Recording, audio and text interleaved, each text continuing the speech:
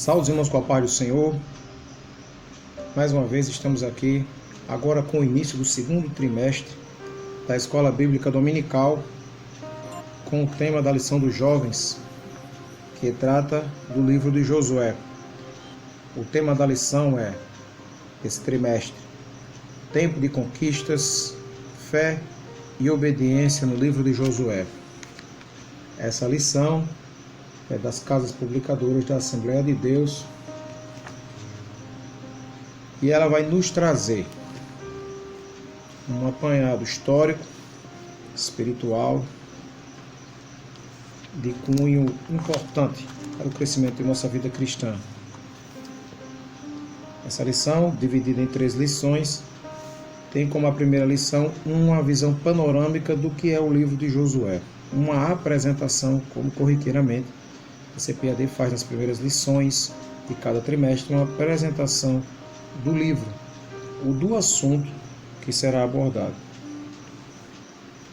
A primeira lição, que tem a data do dia 5 de abril de 2020,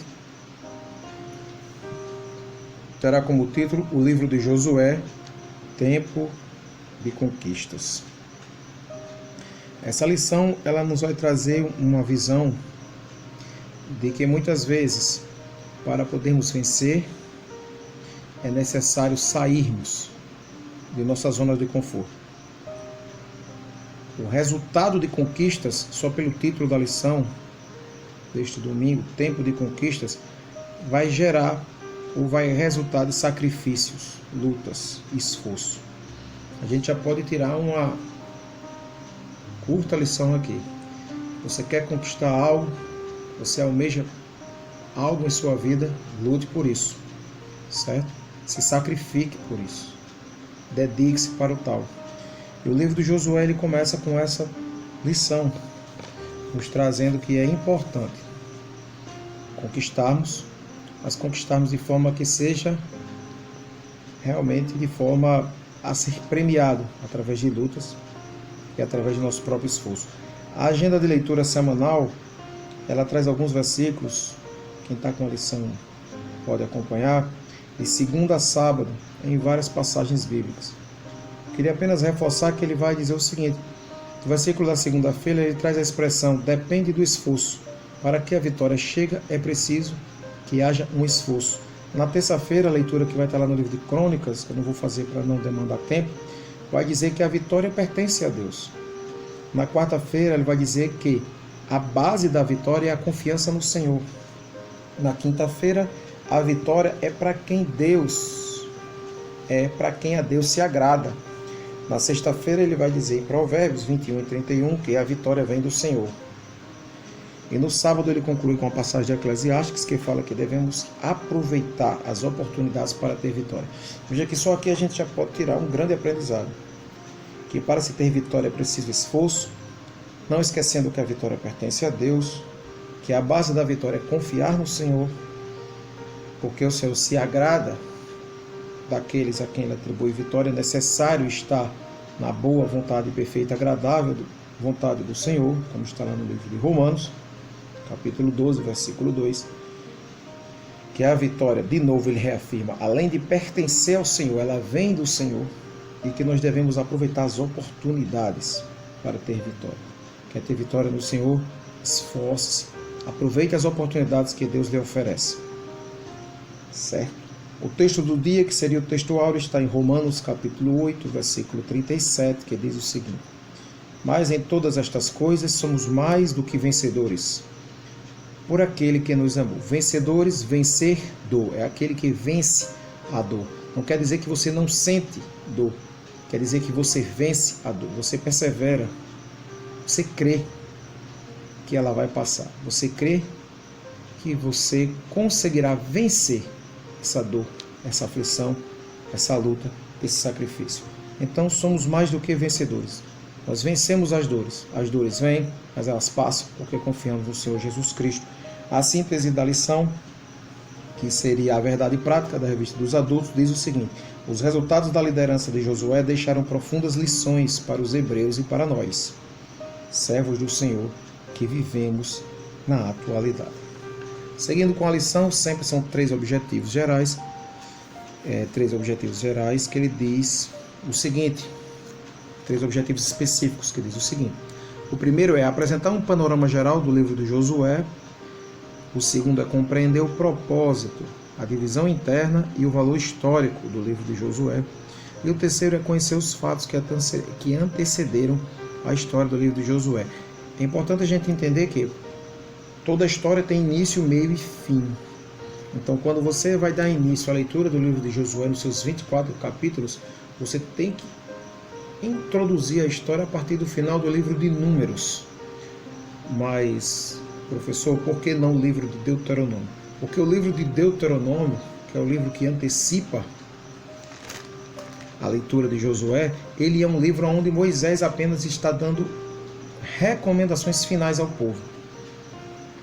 É um livro que faz com que Moisés reúna o povo para que eles possam voltar a se lembrar da aliança que tiveram com Deus. Então o livro de Números é o final da história. Deuteronômios é apenas vamos dizer assim, um fechamento com chave de ouro de Moisés antes de passar ou antes de deixar o legado nas mãos de Josué. Certo? O texto bíblico está em Josué capítulo 1, versículos de 1 a 6. E ele diz o seguinte, eu vou ler apenas o versículo 1, o versículo 3 e o versículo 6.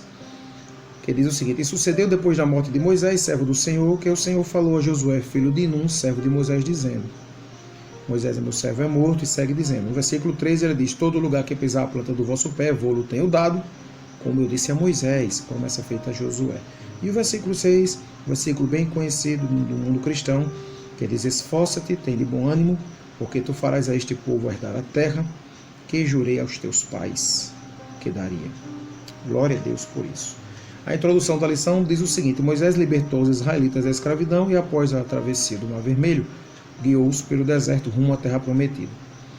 Caminharam cerca de 40 anos, quando toda aquela geração adulta de ex-escravos morreu. Entretanto, diferentemente de outros povos, os hebreus não sucumbiram, porque Deus queria preservá-los para si, pois havia prometido que eles descenderiam o Salvador do mundo. O que é que a gente pode falar disso aqui? O povo era escravo do povo egípcio, o povo hebreu era escravo dos egípcios há muitos anos, há centenas de anos. E já havia acontecido dentro do povo um sentido de acomodação. Eles sabiam da promessa que haveria um libertador, mas eles se acomodaram. Então, quando Deus levanta Moisés para libertar o seu povo, a primeira coisa que ele faz com o próprio povo é tirá-los da sua zona de conforto. Sair da zona de conforto era sair do Egito. O Egito tornou-se uma zona de conforto.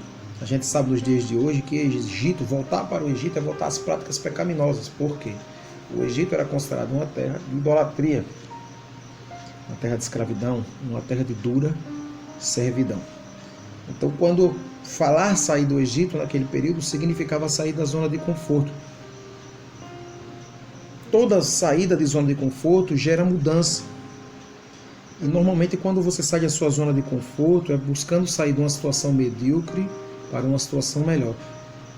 Damos o exemplo da questão de uma casa. Você tem uma casa pequena e você busca ou tem a intenção de reformá-la. Isso vai gerar um desconforto. Isso vai tirar você da sua zona de conforto.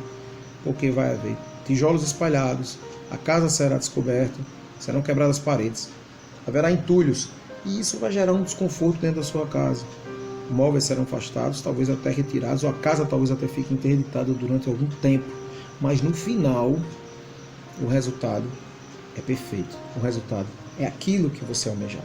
Então nós podemos dizer que durante a história do livro de Josué, Deus foi o dono do imóvel e quis fazer uma reformulação dentro do povo de Israel.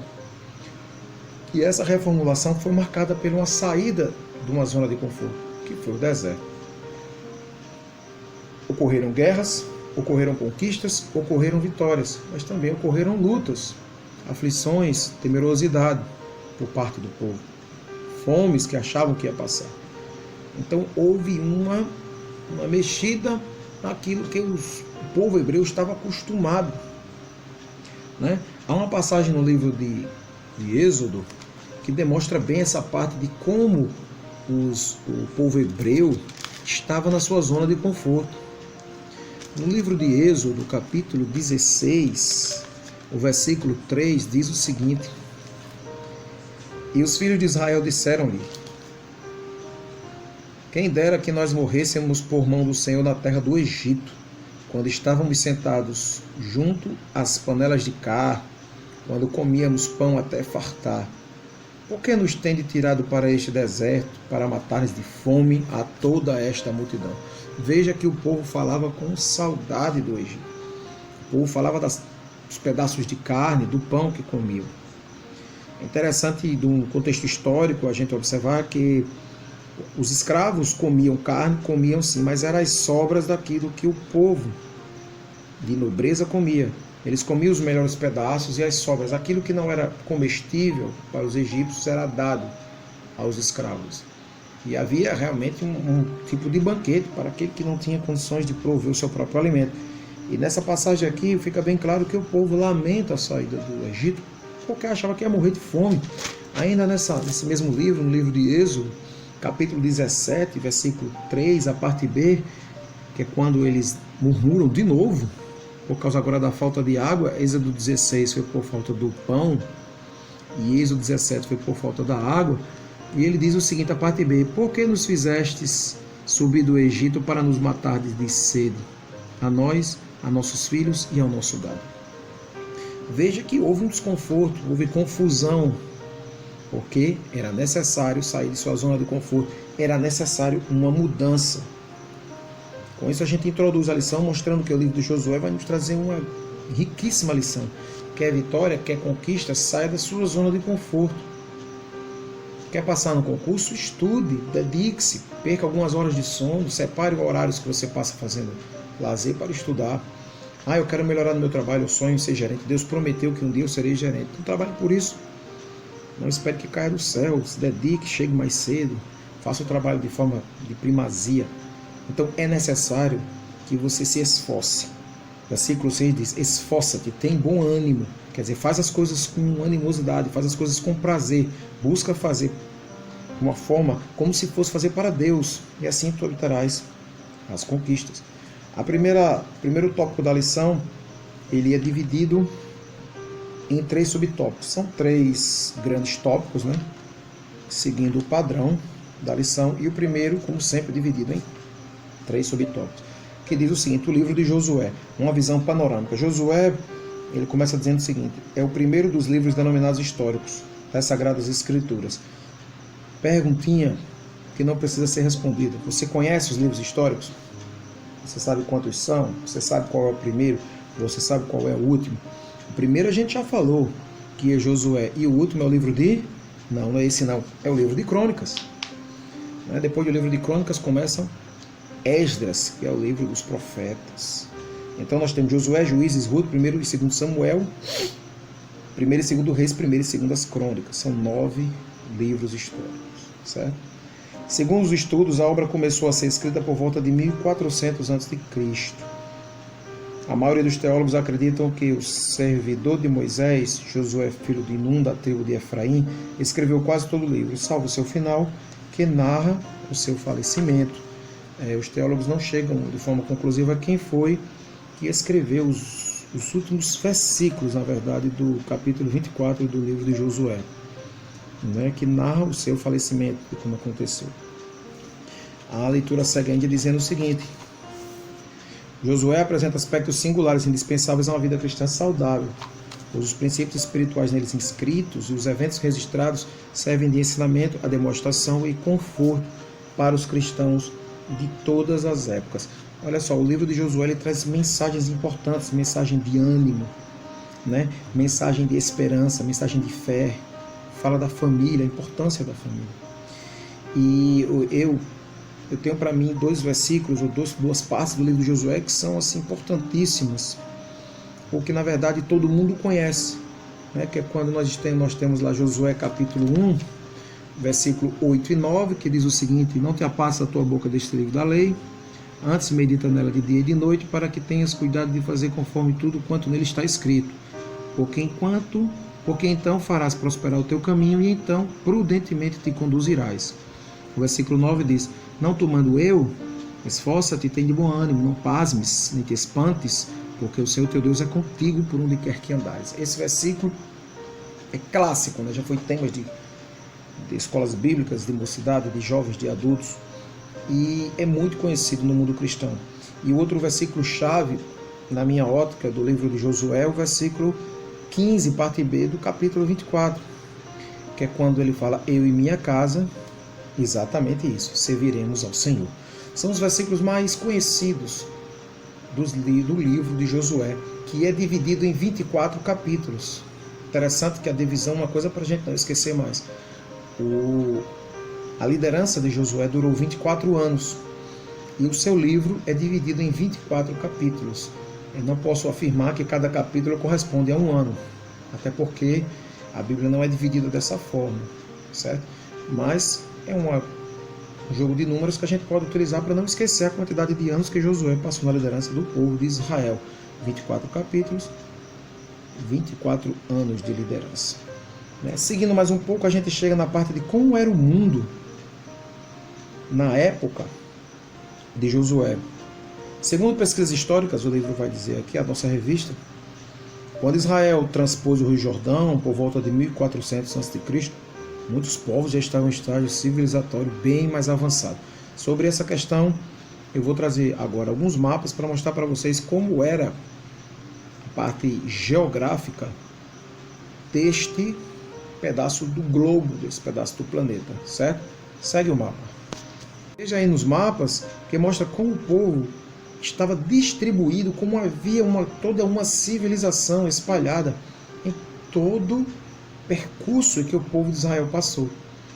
Veja que para chegar à terra de Canaã eram apenas 480 quilômetros, mas devido às suas atitudes e em desobediência a Deus, o povo circulou toda uma região, passando por diversos povos, que a gente vai falar um pouco mais para frente, quantos eram, quais eram. Uma coisa importante que a gente não pode deixar passar é sobre a questão da passagem, antes da gente adentrar propriamente dito no propósito do livro e a divisão do livro, o valor do livro, que é o segundo tópico da lição, é a questão de como foi que aconteceu essa passagem de Moisés, né? Um grande homem de Deus, um legislador das leis, para Josué. No livro de Deuteronômio, capítulo 18, versículo 15, a palavra de Deus vai dizer que não vai existir outro profeta como Moisés. Então veja a responsabilidade de Josué ao assumir a liderança do povo de Israel. É importante a gente entender que a gente costuma muito falar que as pessoas são... algumas pessoas comentam, algumas pessoas falam isso, que dizem que as pessoas são insubstituíveis. Você, às vezes no afã de querer agradar alguém, você diz, você é insubstituível. Na verdade, esse contexto está correto. Porque Deus é criativo. Deus criou cada ser humano de uma forma única. As nossas digitais são todas diferentes. Não tem ninguém igual a ninguém. Então, faz sentido quando você chega para alguém e diz, você é uma pessoa insubstituível. Porque você é uma pessoa que não há outra igual.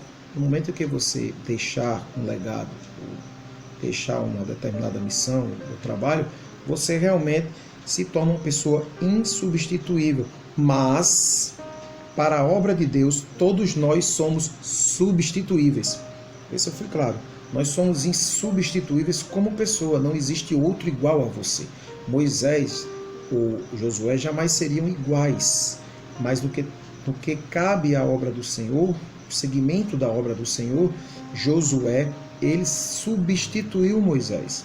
A palavra de Deus vai nos mostrar que no Deuteronômio capítulo 34, versículo 10, que não haverá, e também em Deuteronômio 18 e 15, como eu falei, ele reafirma por duas vezes que não há outro como Moisés, mas só dizendo que ele realmente era insubstituível como sendo Moisés. Mas Josué o substituiu no que tange a obra de Deus, no que tange a engrenagem que faz mover a obra de Deus. Então, montando um ditado, a gente poderia dizer que, enquanto indivíduos, os seres humanos são insubstituíveis, mas enquanto elementos da obra de Deus, todos nós somos substituíveis. Então fica um recado para você. Nós estamos aqui para fazer a obra do Senhor. Nós podemos sim, em determinado momento, ser necessário mudar. As mudanças acontecem, as mudanças às vezes geram desconforto, mas isso muitas vezes é o plano de Deus em nossas vidas, nos preparando para algo melhor, ou preparando alguém capacitado para nos substituir. Então, na obra de Deus, todos nós somos substituíveis, mas você é insubstituível para Deus. Amém? Glória a Deus por isso. Falando de uma forma positiva e negativa, uma forma negativa que a gente pode dizer foi a substituição de Saul, né? Agora, Saul, ele foi substituído não porque deixou um legado para alguém tomar conta, né? Ele foi substituído porque ele foi rejeitado por Deus. Aí seria um outro estudo que fala das atitudes erradas que Saul tomou como rei de Israel. Mas isso são cenas para o próximo capítulo. Bem, vamos seguindo. O terceiro tópico fala de Canaã. O terceiro subtópico. Ele vai falar de uma forma bem geográfica. Veja o mapa aí que eu trouxe para vocês. Observamos aí nesse mapa como o mundo estava na época da conquista, ou melhor, da saída do povo do Egito. Mais ou menos no ano de 1700, na Babilônia, já se começava a estudar a astronomia e essa cidade ganhava áreas de ciência. É importante a gente comentar que foi nesse período que se descobriu a descoberta do planeta Vênus. No mapa aí a gente também observa os povos, os hititas, que já desenvolviam técnicas metalúrgicas sofisticadas e manipulavam o ferro. Nós temos aí, seguindo mais para baixo um pouco, o reino dos assírios, o Império Assírio, que foi fundado mais ou menos no ano de 1200 a.C., veja, 200 anos antes da chegada do povo de Israel a este pequeno trecho de terra. E a cidade de Roma, que vai surgir algum tempo depois. Nesse mapa agora nós observamos como era a terra de Canaã. A terra de Canaã, ela era circulada, observe aí, por 31 reinos. 31 reinos circuncidavam este território de Canaã. No livro de Josué, capítulo 12, versículos do 7 ao 24, você vai ver a relação dos 31 reinos que existiam e estão todos aí enumerados, ou melhor, citados nesse mapa que nós podemos observar. Os amorreus, os hititas e por aí Jericó. Veja que a cidade de Ai no mapa, ela mostra que ela é uma cidade estratégica que fica do lado ocidental. Era importante a conquista de Ai para chegar à terra, ou melhor, a conquista de Jericó, a conquista completa. Completando o raciocínio, podemos dizer que nesse outro mapa, que a terra de Canaã, ela ficava a 480 quilômetros do Egito ao sul. A 1.100 quilômetros, se você observar a nordeste no mapa, encontra-se Nínive e a Babilônia encontra-se a leste. No mesmo sentido, no mapa não aparece, mas nós teríamos o Império Persa. Mais para baixo a Grécia e mais para o canto direito do seu vídeo, a cidade de Roma. Veja que a terra de Canaã era muito próxima da saída do povo do Egito, mas devido a seus atos pecaminosos, observe a linha no mapa anterior, foi necessário passar por todo esse período de 40 anos e enfrentar esses 31 reinos em constantes guerras e cidades fortificadas ao longo do tempo para poder chegar à Terra Prometida. Chegamos ao segundo tópico, o propósito, a divisão e o valor do livro de Josué.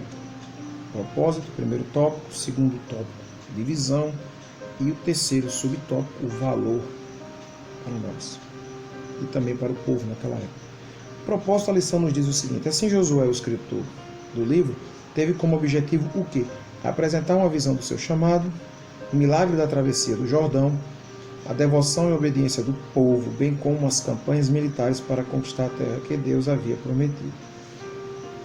Veja, o objetivo do primeiro livro histórico da Bíblia, do Antigo Testamento, de Josué, é apresentar uma visão do chamado de Josué, como aconteceu essa mudança de legado, essa mudança de passagem de liderança, a travessia no Rio Jordão e a devoção e obediência do povo, bem como as campanhas militares. Veja que ele é um livro sistemático, organizado, e que todo ele vai trazer um aprendizado para nós.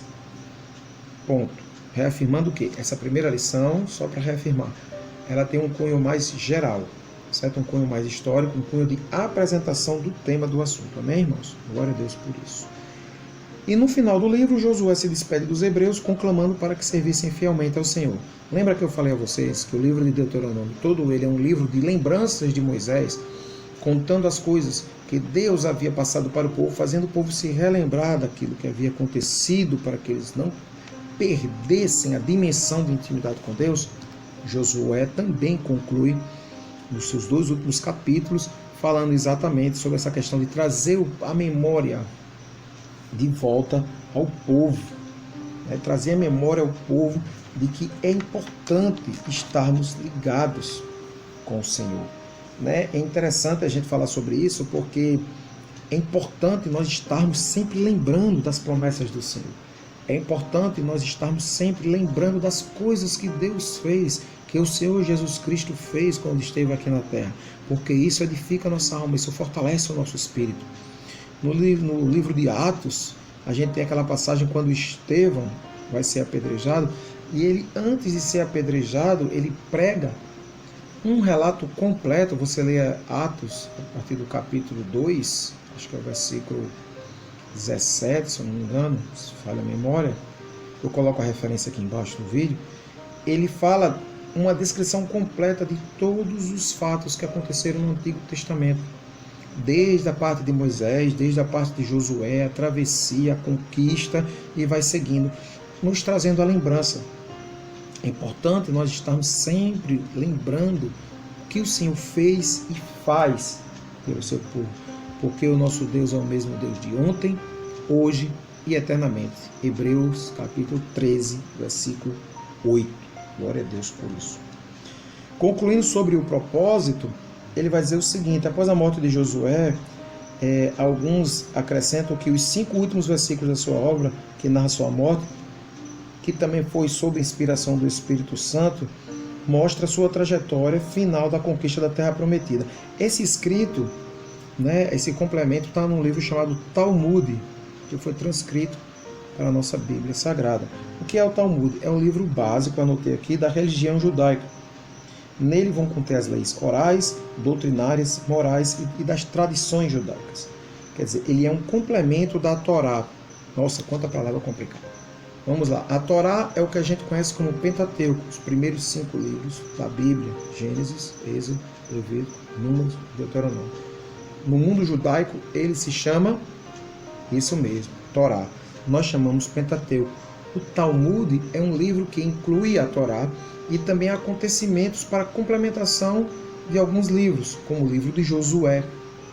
O livro de Josué não faz parte do Pentateuco, mas faz parte do Talmud, onde está incluído os primeiros 5 livros da Bíblia. É um livro, vamos dizer assim, um Velho Testamento um pouco menos completo do que o nosso, porque não possui os profetas, mas possui os livros históricos e possui os livros do Pentateuco, que nós chamamos assim, mas que no mundo judaico se chama Torá, certo?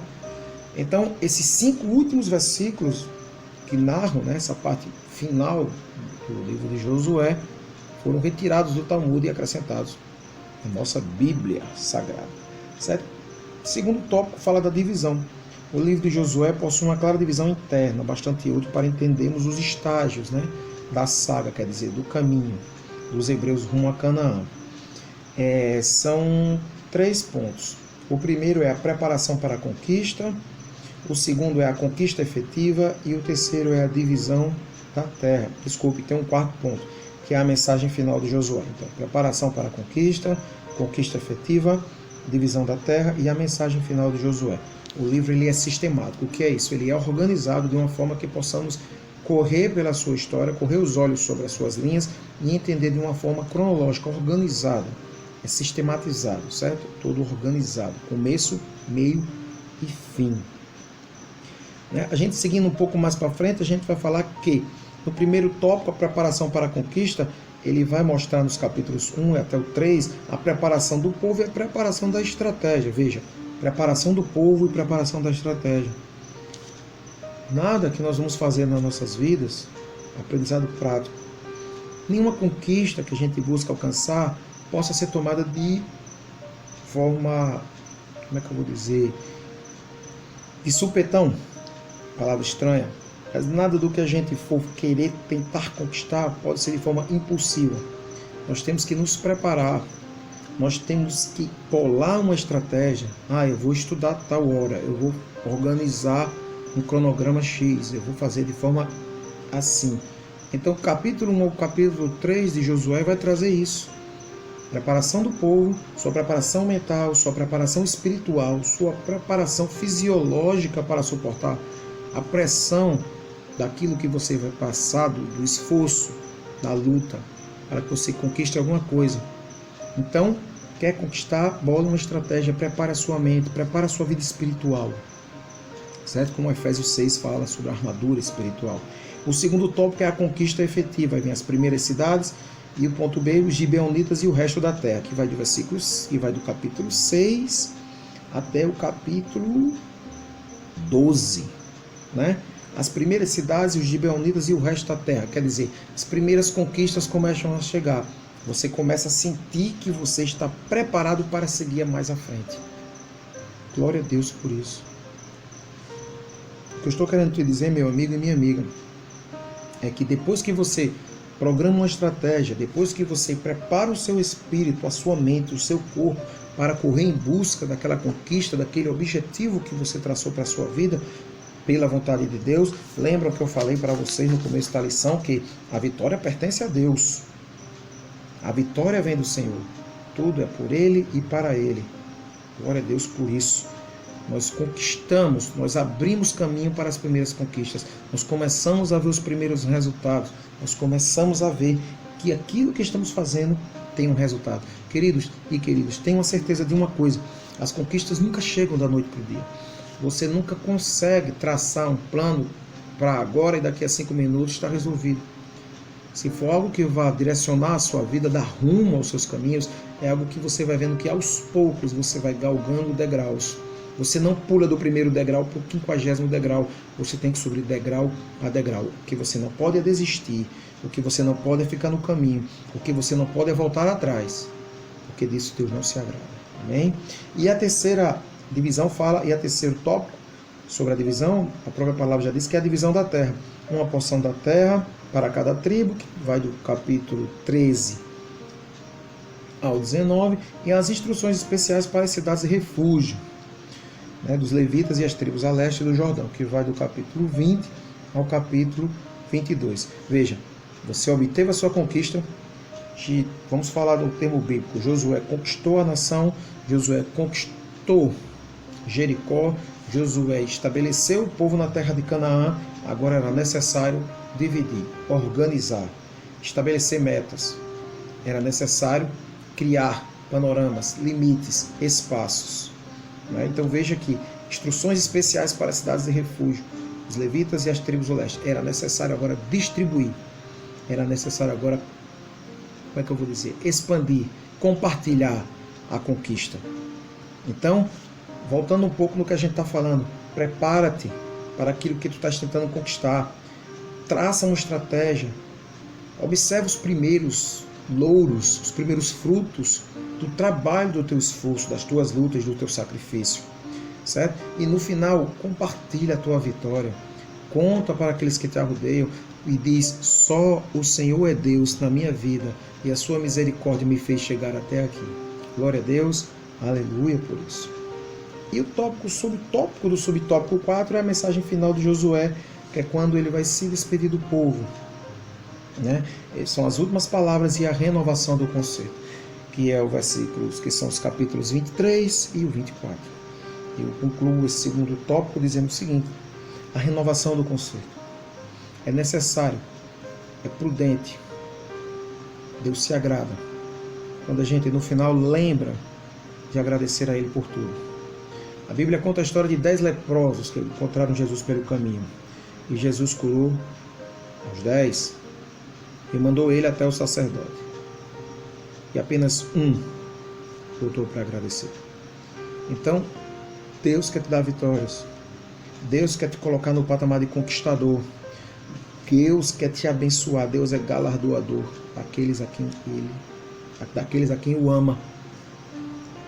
Mas seja grato. Volte, renove a aliança. Não se esqueça daquele que sempre esteve ao seu lado. E o terceiro subtópico, do tópico 2, é o valor do livro. Né? O valor do livro. O livro de Josué tem um extraordinário valor histórico. Por quê? Porque ele narra coisas importantes que são comprovadas hoje pela ciência, né? Que é a questão da como foi que eles atravessaram o Rio Jordão no período de cheias. A queda do muro de Jericó, isso está na lição, tá, gente? Na página 7. A queda do muro de Jericó, bem como a conquista e a divisão da terra prometida. Veja, interessante que o autor da revista, Reinaldo Odilo, ele coloca entre aspas, né? Ele coloca entre vírgulas, que atravessou milagrosamente o Rio Jordão no período das cheias.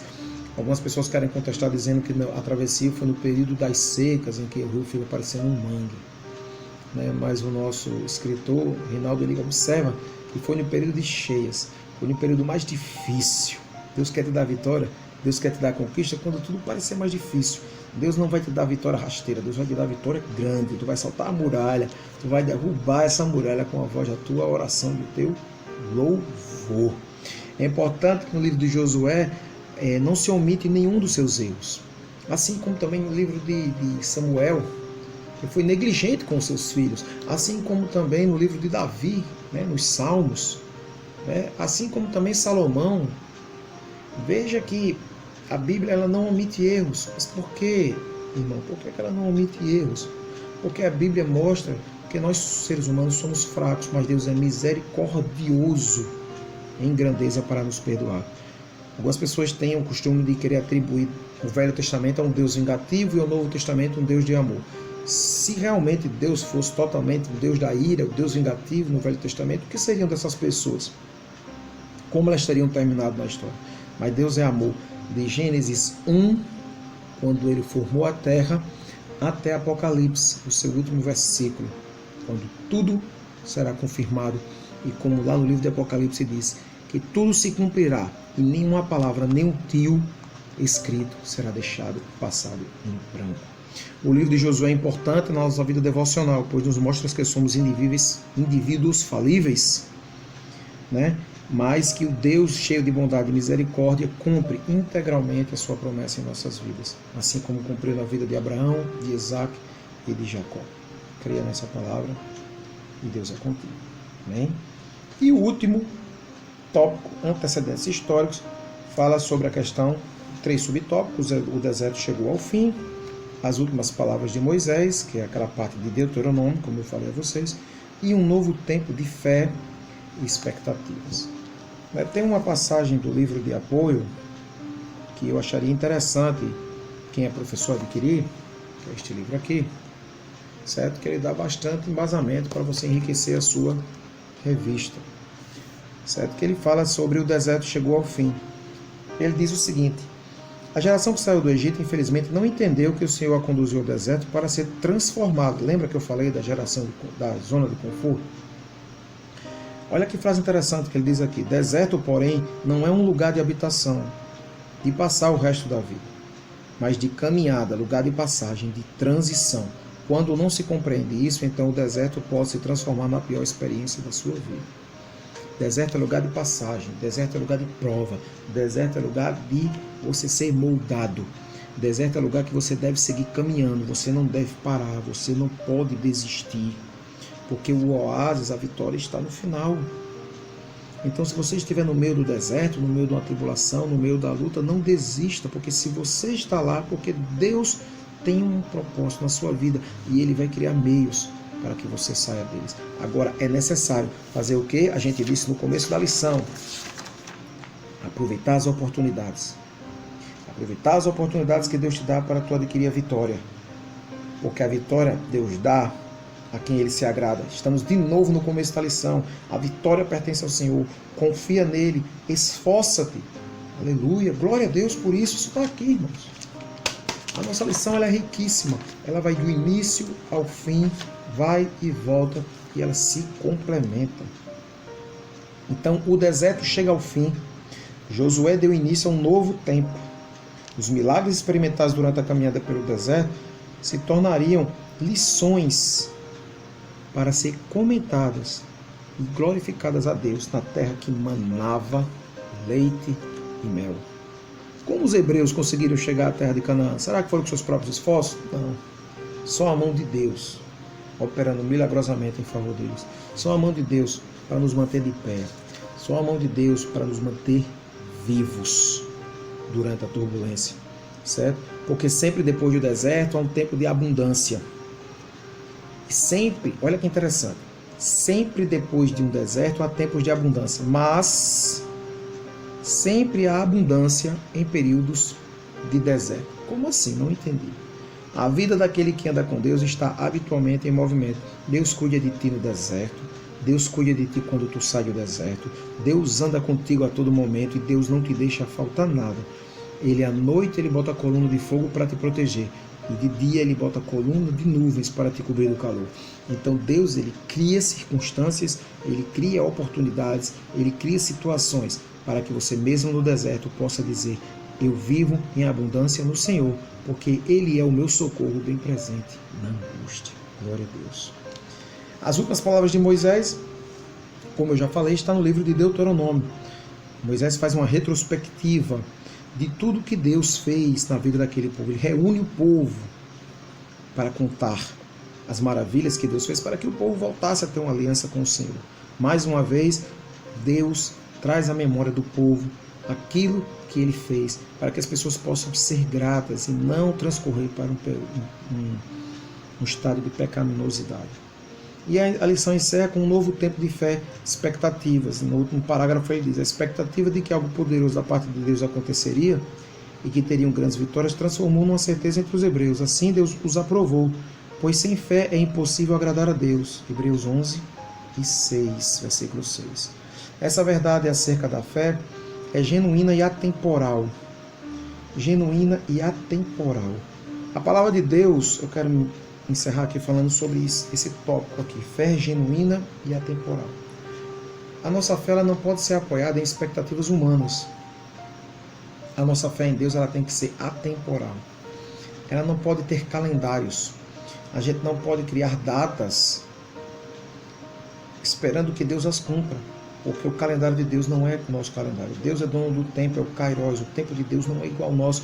A palavra de Deus vai dizer que para Deus um dia é como 1000 anos e 1000 anos é como um dia. Então você não pode criar calendários para Deus e dizer: Senhor, daqui a 3 meses, eu tenho algo para fazer. Na data tal eu preciso que tu me dês vitória. A sua fé tem que ser atemporal. A sua fé tem que ser constante, perseverante. Não pode ser uma fé apoiada em expectativas humanas. A fé genuína é uma fé que confia no Senhor, independente daquilo que possa ocorrer amanhã. A lição ela encerra com essa mensagem importantíssima. Você tem que crer em Deus pelo que Ele é e não pelo que Ele pode fazer. Um cantor muito conhecido fala sobre isso. Devemos adorar Deus pelo que Ele é. Devemos esperar em Deus, mas esperar confiante de que no tempo de Deus a vitória chegará. E não confiante de que no meu tempo eu vou adquirir vitória. Tem um hino bem conhecido que fala: espere em Deus, espere em Deus, espere em Deus, confia nele. Salmos 37, versículo 5 fala sobre isso. Temos que esperar no Senhor, mas esperar sem datas, esperar sem calendários, porque no tempo certo Deus vai trazer as conquistas, as vitórias para a tua vida. Então, tenha uma fé genuína. O livro de Mateus, capítulo 17, vai falar sobre o grão de mostarda. A nossa fé não precisa ser gigante, a nossa fé pode ser pequena, mas que ela seja genuína. Que ela seja uma fé que saia do coração, crendo que Deus é capaz de fazer muito mais daquilo que nós podemos ver. Amém? Que Deus vos abençoe. Esse foi a abertura do trimestre, tempo de conquistas, fé e obediência no livro de Josué. O comentarista Reinaldo Odiló, acho que é Odilo, da revista CPAD. Eu recomendo àqueles que ainda não têm adquirido a sua lição, certo? E na próxima semana estaremos colocando a lição número 2, que fala o chamado de um líder. Se você gostou desse vídeo, dá um like, um joinha, se inscreve aqui no canal, na descrição do canal, para acompanhar a transcrição de todo o trimestre, ok? Que Deus vos abençoe, nos proteja nesses dias difíceis. Amém.